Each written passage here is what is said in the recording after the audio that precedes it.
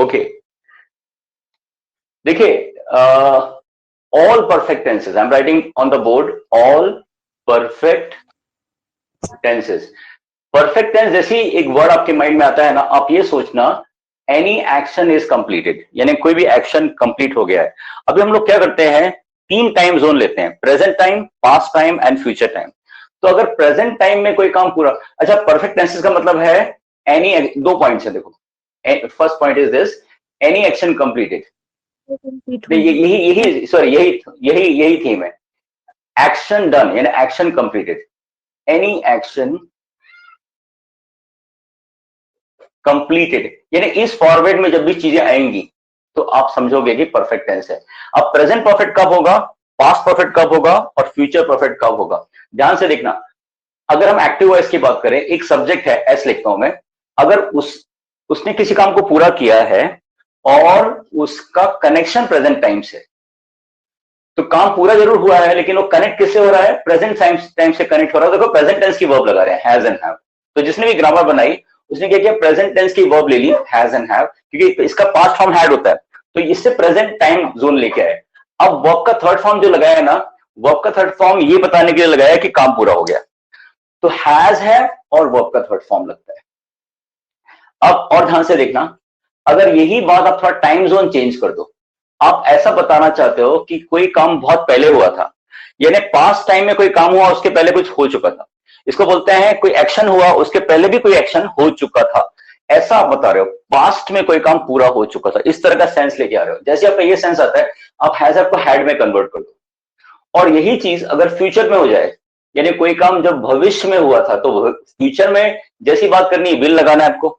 अच्छा, विल के बाद एक बिल्कुल बेसिक रूल है इंग्लिश का कि एक फर्स्ट फॉर्म जरूरी है, हमेशा जरूरी। तो इन्होंने क्या किया, हैव और हैज तो फर्स्ट फॉर्म है, उसमें से की वर्ब है हैव की वर्ब है इसकी, है ना, उसको ले लिया। तो देखो ये हैज, हैव, हैड और विल हैव, ये प्रेजेंट टेंस को रिप्रेजेंट कर रहा है, ये पास्ट टेंस को रिप्रेजेंट कर रहा है, ये फ्यूचर टेंस को, और ये सबके बाद आपने वर्ब का थर्ड फॉर्म लगा दिया, तो ये हो गया परफेक्ट।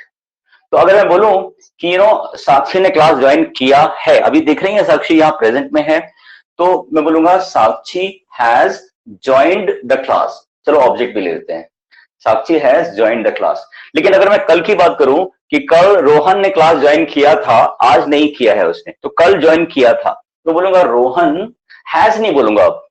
अब मैं क्या बोलूंगा, Rohan had joined, Rohan had joined the class. अब ध्यान से देखो तो इसका कोई मीनिंग नहीं निकल रहा है, इसका भी हैड का भी कोई मीनिंग नहीं निकल रहा है, केवल पैटर्न है। तो Rohan had joined the class. अगर बोलो कल आपने मुझे कॉल किया था तो यू हैड कॉल्ड मी, है ना, मैंने कल आपको बताया था, आई हैड टोल्ड यू, है ना, वो कल आया था, ही हैड कम यस्टरडे, तो हैड लगा के बात करते हैं। और यही बात फ्यूचर में हो जाए कि हम 2 दिन के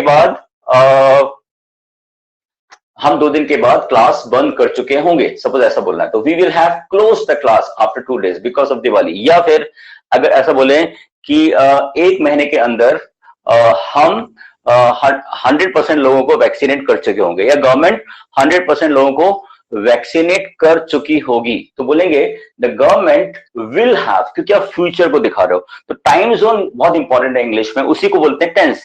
प्रेजेंट टाइम का जोन है तो प्रेजेंट टेंस है, पास्ट टाइम का जोन है तो पास्ट टेंस है, और फ्यूचर का जोन है तो फ्यूचर टेंस हो जाता है। लेकिन उस टेंसेस में भी कुछ एक्टिविटीज हैं, जैसे कि लगातार एक्टिविटी है तो आईएनजी फॉर्म है, थर्ड कोई काम पूरा होने वाली एक्टिविटी है तो थर्ड फॉर्म है। तो जब थर्ड फॉर्म लगाते हैं तो ये कॉम्बिनेशन है, combination are very very important in English.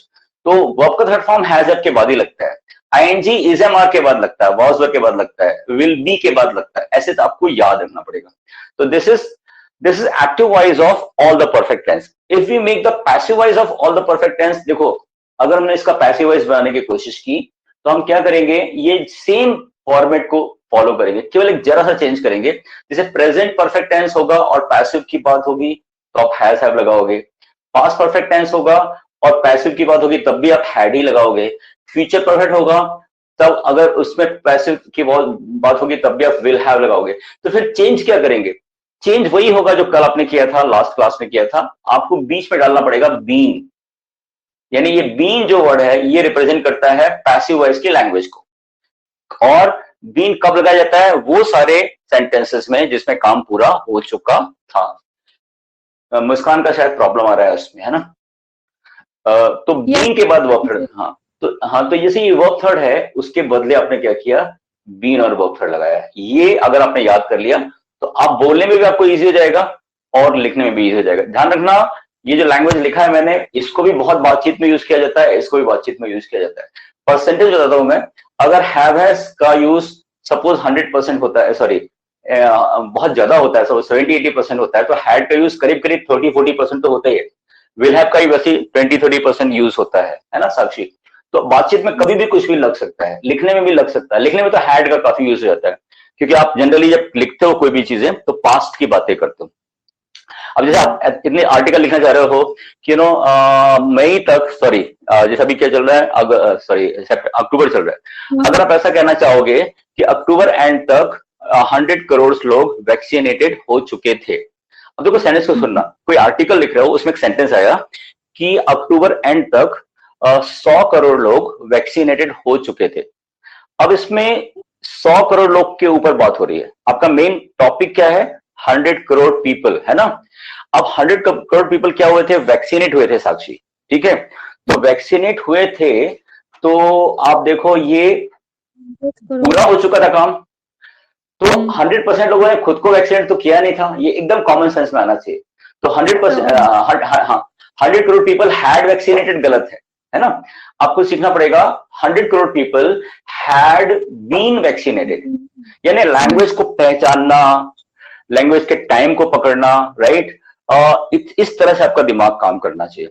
और जो लोग इंग्लिश बोलते हैं उनका ये सब चीजें एक साथ वर्क करता है। हमारा माइंड ना बहुत कॉम्प्लेक्स चीज है, हम एक बार में बहुत सारी चीजें कर सकते हैं, राइट? इंसान जो है, जैसे आप नहीं खाना बना रहे हैं, गाना भी सुन सकते हैं, उसी समय आप किसी से बात भी कर पा रहे हैं, है ना? अगर गाना धीरे चल रहा है तो खाना भी बना रहे हैं, हल्का हल्का गाना भी सुन रहे हैं और मम्मी से बात भी कर रहे हैं। ऐसा होता है साक्षी?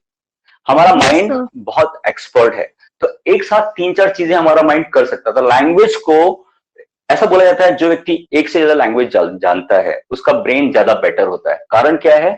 क्योंकि आपको लैंग्वेज को बोलने के लिए आपके माइंड के बहुत सारे सेंसेस एक साथ काम करते हैं, है ना? यानी आपके सोचने समझने की क्षमताएं सब मिक्स होकर काम करती है, इसलिए लैंग्वेज सीखने से आप डेवलप करते हैं। तो देखिए ये हो गया। अब ये बेसिक स्ट्रक्चर है जिसका हम यूज करेंगे सेंटेंसेस बनाने में। ये एक बहुत अच्छा एग्जांपल है कि अगर हम ऐसा लें कि द गवर्नमेंट, इसी एग्जांपल लेते हैं। अगर ऐसा करूं मैं, हैज बोलूं, हैज, और ऐसे बोलूं vaccinated 100 crore people, 100 crore people, है ना? तो हैज है तो हैज बीन हो गया। फिर मैं आपको बता ही चुका हूं। एक ही एग्जांपल लेते हैं, चलो हैड का लेते हैं। तो the government had vaccinated 100 crore people by October end. Suppose ऐसा एग्जांपल है, एक ही लैंग्वेज है, बाय अक्टूबर एंड। अब ये बाय अक्टूबर एंड ऐसा नहीं कि अक्टूबर के द्वारा कोई काम किया जा रहा है, ये जस्ट लैंग्वेज में जैसी जरूरत पड़ती है ना वैसा डाल दिया जाता है। वो जो बाय का यूज है वो तो किताबी भाषा है कि किसी के द्वारा। सर टिल अक्टूबर हो सकता है क्या? हाँ ये भी बहुत अच्छी बात है, टिल भी हो सकता है ना? यहाँ पे टिल भी आ सकता है, एक और वर्ड भी आ सकता है अनटिल, राइट? तो इंग्लिश में ये भी बड़ी समस्या है कि एक ही वर्ड के बदले बहुत सारे वर्ड लगा सकते हो। अब इसी को आप शुरू करोगे, बोलो जरा एक बार, आप लोगों ने अगर समझा तो। 100 crore people, sir 100 crore people had been vaccinated till October end. Very, very good. Had been vaccinated by October end. अच्छा, इसी लैंग्वेज को थोड़ा सा और इंटरेस्टिंग करते हैं। हम ऐसा बोले 2022 तक, 2022 मार्च तक पूरी इंडियन पॉपुलेशन वैक्सीनेटेड हो चुकी होगी। ये फ्यूचर की बात करें, ध्यान देना। हाँ लिख लो इसको कि आप प्योर कॉमन सेंस से काम करो, है ना? देखो एक बात ध्यान रखना, इंग्लिश में ना आप कितना भी थ्योरी पढ़ो, कितना भी सीखो, असली बात है कितना समझा, कितना कॉमन सेंस में आया, कितना आपकी जुबान पे आया, कितना प्रैक्टिस, और सब कुछ प्रैक्टिस से होता है। तो लैंग्वेज बड़ी अजीब चीज है, नहीं आती और एकदम से बहुत ज्यादा आ जाती है ना? ठीक है, इसलिए लगातार करते रहना चाहिए। तो अब सेंटेंस है कि 100 मार्च 2022 तक पूरे भारत की जनसंख्या का टीकाकरण हो चुका होगा, ऐसा बोल रहे हैं। तो अब सेंटेंस क्या है, टॉपिक क्या है, डिस्कशन का टॉपिक क्या है? हाँ, कि the whole population of India, entire population बोल सकते हैं। क्या क्या बोलते हैं, क्या बोल रहा हूँ? Entire population. हाँ, very very good, the entire population of India, the whole population of India, okay, all the people of India, ऐसा ही बोल सकते हैं। Yes, sir. Sir, the entire population of India will have been हाँ, will have been vaccinated, है ना? vaccinated March 2022. हाँ, bye 2022। देखो, आप जब बोल रहे थे साक्षी, एक चीज ध्यान में आ रहा था आपको कि विल बी आपके मुंह से निकल रहा था। Yes, sir. मैंने तो विल बी इसलिए, हाँ, बताता हूँ आपको क्यों ऐसा होता है। विल बी आपके मुंह से निकल रहा है, ठीक है, रीजन बताता हूँ कि विल हैव बीन का यूज इंग्लिश में ना लिखित रिटर्न लैंग्वेज में बहुत होता है, मतलब Yes, sir. स्पोकन में जनरली आपके मुंह से विल बी ही निकलेगा। हाँ, तो अगर हम विल बी से बोलेगा कैसे बोलेंगे? Sir, will be से हाँ, the entire population of India will be vaccinated till March 2022. बन गया ना? इसमें Yes, कितना sir. दिमाग लगा? कुछ दिमाग नहीं लगा, केवल आपके कॉमन सेंस में आया, है ना? ध्यान Yes. रखना, इंग्लिश आपके सेंस में बैठ जाती है, सेटल हो जाती है और आपकी जुबान चलने लग जाती है। ये है, Yes. इंग्लिश के वर्ड्स आपके जहन में बैठ जाते हैं और कब आपकी जुबान पे आते हैं आपको पता नहीं चलता है कि नहीं? Sir. ये सामने जो आपका व्हाइट कलर का दिख रहा है, जो इसको क्या बोलते हैं?